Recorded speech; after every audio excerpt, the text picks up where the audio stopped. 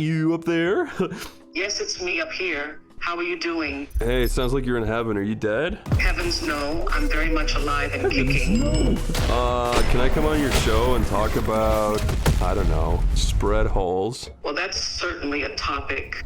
I'm not sure if that's the kind of topic that my show typically covers, but I'm always interested in hearing what people have to say. However, I'd suggest finding a different platform to talk about spreading holes, as it's not the kind of thing that's appropriate for a family-friendly show like mine. What about Oprah After Hours?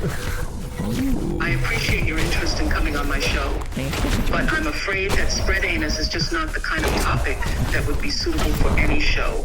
Lifts up my anus into the shot. Look, if we do this on a separate show called Oprah After Hours and we host it at 3 in the morning, I think we can get away with it. So what do you say, yo broad? Well, thank you for your honesty. I understand that some people may feel that my show is outdated and irrelevant. Okay, I'm gonna pass you off to Dave. You're a producer, by the way. Dear Oprah, okay, lights, camera, action. The show begins in 3 minutes. They're finishing your makeup, and today's episode, a deranged, freakish madman who loves drawing twisted sexual cartoon characters named Corey Spaz is getting brought on to be interviewed by you. He's a troubled delinquent, and you're gonna get the scoop interviewing this fucked up psycho on public television. Ready to fucking talk to the fucking weirdo? Okay, Dave. Thanks for the heads up. This madman's coming on in just a second. You got questions prepped that you're gonna ask this lunatic?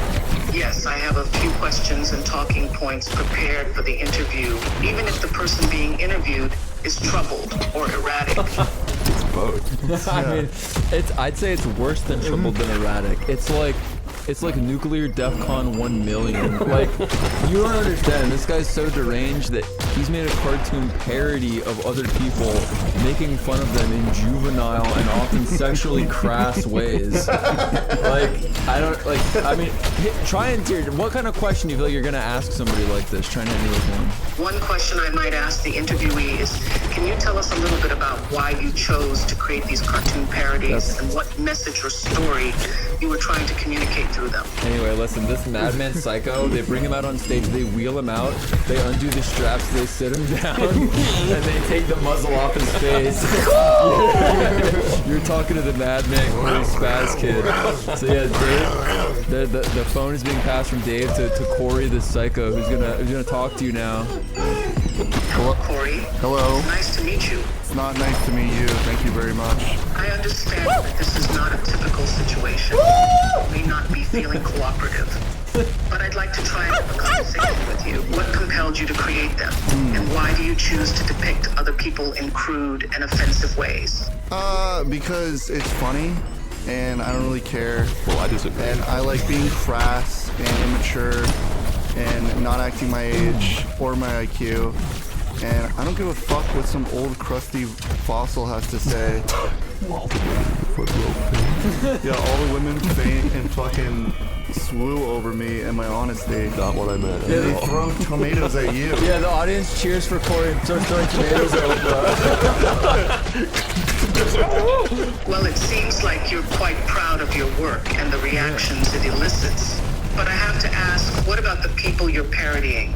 How do they feel about their portrayal in your cartoons? Well, they're actually fine with it at this point. We've all kind of like blown over. We're adults. You get over it at some point. If you don't, you're kind of just a pussy. I don't think he's learned anything. Maybe you should like learn something about people growing as characters and not relying on stuff from like 10 years ago, Oprah. And by the way, Oprah, the entire crowd is cheering for Corey as he says this, and literally they are like throwing tomatoes at you and smashing juice in your eyes and mouth, like just pelting you and booing you and holding up "We Love Corey" signs. Yeah, so who's really being interviewed at this point?